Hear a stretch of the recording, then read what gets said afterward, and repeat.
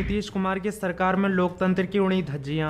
Vote न देने पर मिली भयंकर सजा। प्रत्याशी ने वोट न देने पर पहले पीटा फिर थूक चटवाया। सोशल मीडिया पर वायरल हो गया घटना का वीडियो। खड़ा हुआ महाबवाल। खबर में आगे बढ़ने से पहले लाइक कीजिए इस वीडियो को और चैनल को सब्सक्राइब करने के बाद घंटी बजाना बिल्कुल ना भूलें। दरअसल बिहार में भारतीय जनता पार्टी और नीतीश कुमार की सरकार है, यानी डबल इंजन सरकार है। और बिहार से ही एक ऐसी खबर निकलकर सामने आई है जिसने पूरे देश को हिला दिया है। दरअसल बिहार में एक उम्मीदवार जिला पंचायत का चुनाव हार जाता है और अपनी हार से बौखलाकर प्रत्याशी उनके लोगों के साथ मारपीट करता है जो लोग उसे वोट नहीं देते हैं। जिन लोगों को प्रत्याशी निशाना बनाता है वो दलित हैं। पहले दलित के साथ बदसलूकी करता है और उसके बाद थूक चाटने के लिए मजबूर करता है। हालांकि इस पूरी घटना का वीडियो सोशल मीडिया पर वायरल भी हुआ है।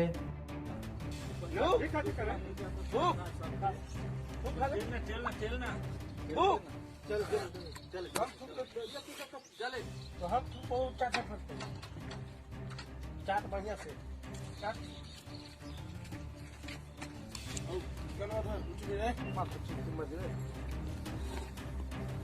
चल तो दालिया भी थोड़ा भटवा बदे उलझ गया। आप मुंह भी मार करे हैं, अभी भगाई कर रहे हैं लोग के।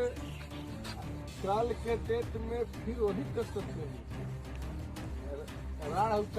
दोस्तों आपने वीडियो में देखा किस तरह वोट न देने पर दलितों के साथ बदसलूकी की जाती है, दलितों को सजा दी जाती है। यानी कि बिहार में लोकतंत्र खत्म हो चुका है। अगर जनता प्रत्याशी को वोट नहीं देगी तो उन्हें थूक चाटना पड़ेगा, बदसलूकी का सामना करना पड़ेगा। और ये सब कुछ कहीं और नहीं बल्कि बीजेपी की सरकार में हो रहा है, बीजेपी राज में हो रहा है। हालांकि इस खबर को छापा भी गया है। पहले पीटा लगवाई उठक बैठक फिर चटवाया थूक। चुनाव में मिली हार से बौखलाए प्रत्याशी ने दी 2 वोटर्स को सजा। बिहार के औरंगाबाद जिले के वायरल वीडियो में जाहिर हो रहा है कि आरोपी ने पैसे के भुगतान करने की बात कर रहा है। बता दें कि आरोपी को वीडियो के आधार पर गिरफ्तार कर लिया गया है। तो दोस्तों आप देख सकते हैं बीजेपी सरकार में किस तरह जनता को सताया जा रहा है, जनता को वोट न देने पर पीटा जा रहा है।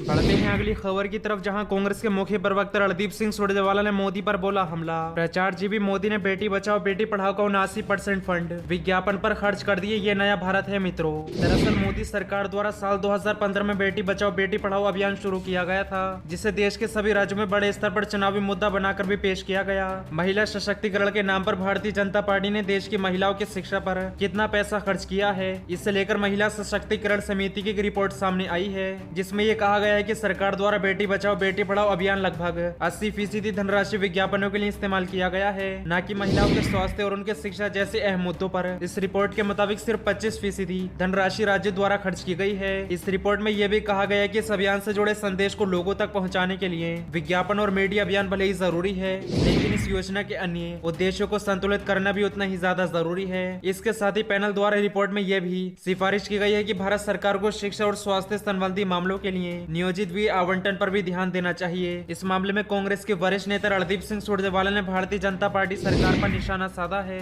उन्होंने ट्वीट कर लिखा है कि प्रचार जीवी मोदी ने बेटी बचाओ बेटी पढ़ाओ अभियान की मुंह बोलती सच्चाई। बजट का 79% जब केवल विज्ञापनों पर ही खर्च कर डाला तो बेटियों सुरक्षा और पढ़ाई के लिए बचा ही क्या। यही नया भारत है मित्रों। गौरतलब है कि भाजपा द्वारा बेटी बचाओ बेटी पढ़ाओ अभियान की शुरुआत किए जाने का मकसद लड़कियों के साथ सामाजिक तौर पर होने वाले भेदभाव को खत्म करना बताया गया था, जिससे शिक्षा और स्वास्थ्य संबंधी समस्याओं को लेकर समाज में लोगों की मानसिकता को बदला जा सके। बढ़ते हैं अगली खबर की तरफ। अखिलेश यादव बोले फर्क साफ है, हमने लैपटॉप दिया मेट्रो दी, इन्होंने लाठी मारी साड़ी खींची और जीप चढ़ा दी। दरअसल उत्तर प्रदेश विधानसभा चुनाव देश का सबसे मुख्य चुनाव कहा जाता है। अगले साल 2022 के पहले तिमाही में चुनाव होना है। अगर चुनावी माहौल की बात की जाए तो समाजवादी पार्टी और भारतीय जनता पार्टी आमने सामने दिखती नजर आ रही है। सत्ताधारी भाजपा सरकार चुनावी समर में कूद चुकी है। सत्ता के 4.5 साल बीतने के बाद अब भारतीय जनता पार्टी लगभग हर हफ्ते किसी न किसी जनपद में प्रधानमंत्री और मुख्यमंत्री योजनाओं का शिलान्यास और उद्घाटन करते दिख रहे हैं। इसी बीच भाजपा सरकार का एक तुलनात्मक नारा भी लेकर आई है, फर्क साफ है। इसी नारे के साथ भाजपा पोस्टर छाप रही है,